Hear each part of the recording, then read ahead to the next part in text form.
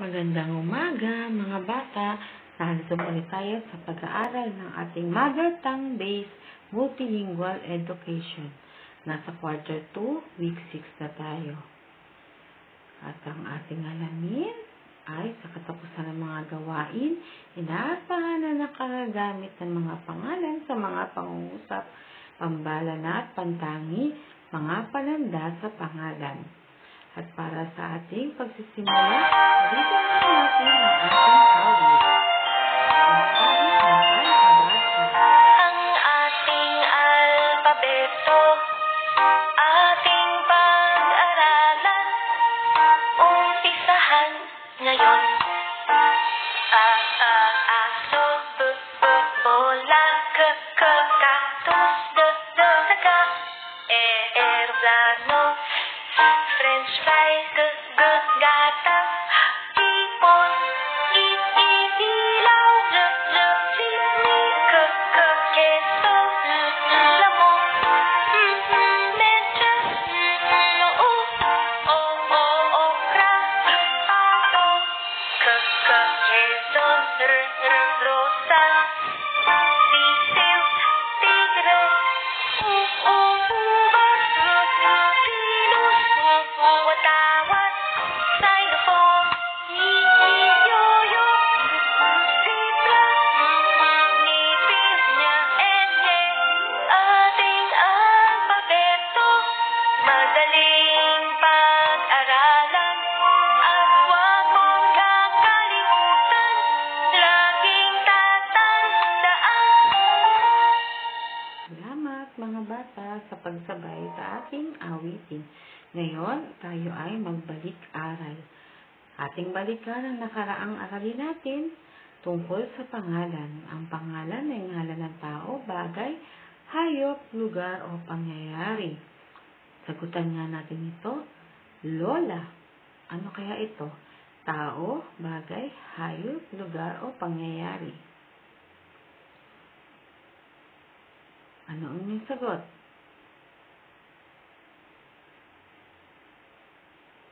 Tao, mahusay mga bata. O susunod, tingnan natin kung ano ang ito. Bag. Ano ang inyong sagot? Bagay. Very good. Next, ang susunod. Valenzuela, people's fart. Ano ang inyong sagot? Tama, lugar. Next, ito ay birthday o kaarawan.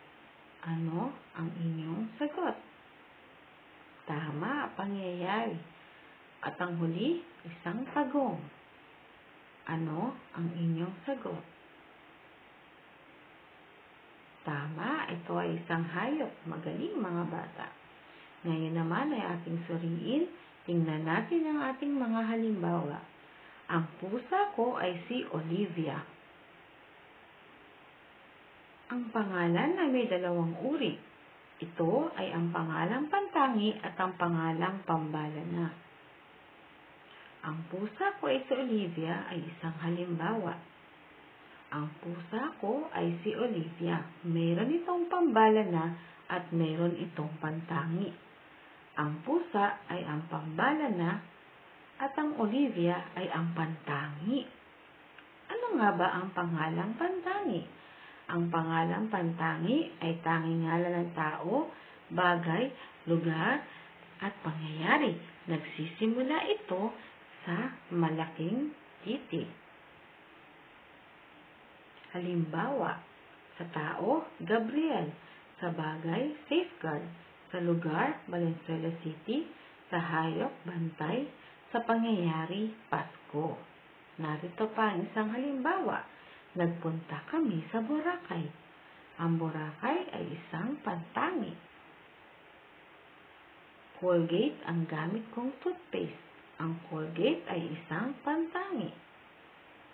Nakakatulong ang pangalang pantangi upang matukoy ang tiyak na bagay na dapat nating bilhin o kuhanin kapag tayo ay mamimili.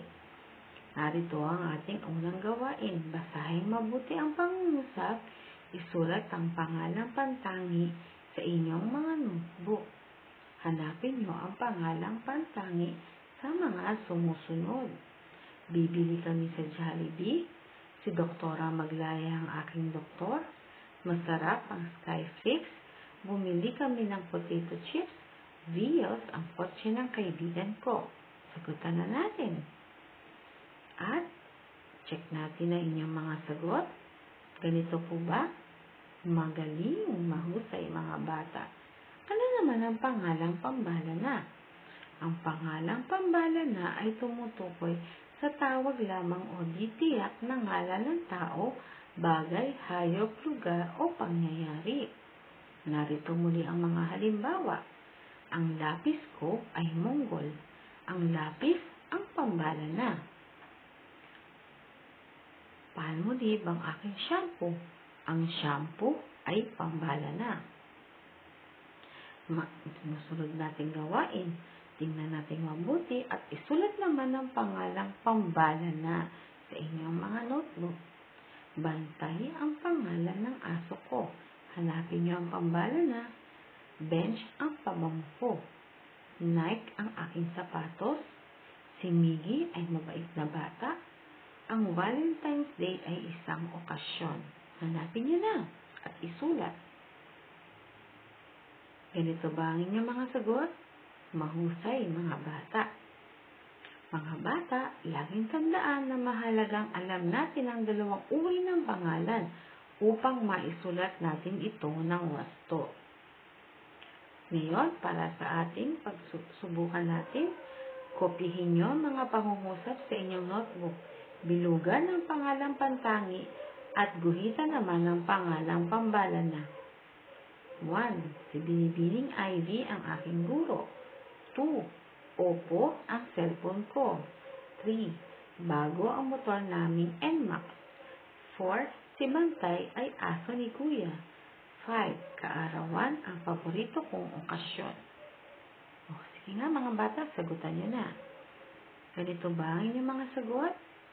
Mahusay at magaling mga bata. Ngayon naman, italakayin natin ang mga pananda sa pangalan. Ang paggamit ng ang mga, si, at sina. Ang o ang mga ay ginagamit ang o ang mga sa mga pangalang di tiyak. Ang kapag isa lamang ay tinutukoy at ang mga kapag dalawa o higit pa. Unahin natin ang. Tandaan, isa lamang. Ang babae. Ang lalaki. Ang bag. Next, isunod natin ang mga kapag dalawa o higit pa. Ang mga bata, ang mga pagkain, ang mga aklat. Sunod natin ang gamit ng si at sina. Ginagamit ang si at sina sa mga pangalang tiyak. Si ang ginagamit kapag isang tao lamang ang tinutukoy at sina naman kapag dalawa o higit pa. Si kapag isang tao lang. Si Gabriel, si Daniel Padilla, si Catherine Bernardo. Sunod, at ang gamit ng sina, dalawa o higit pang mga tao. Tingnan natin ang mga halimbawa. Sina Alden Richard at Ning Mendoza, sina Tito Vic at Joey, sina Senator Win at Mayor Rex Gatchalian. Sunod, ang ating pagsasanay. Sabihin kung ang mga, si at sina ang mga sumusunod na halimbawa. Ano ang sagot? A, C o B, sina. Tama, B, sina. Next, Sarah Geronimo. A, C o B, sina. Tama, A, C.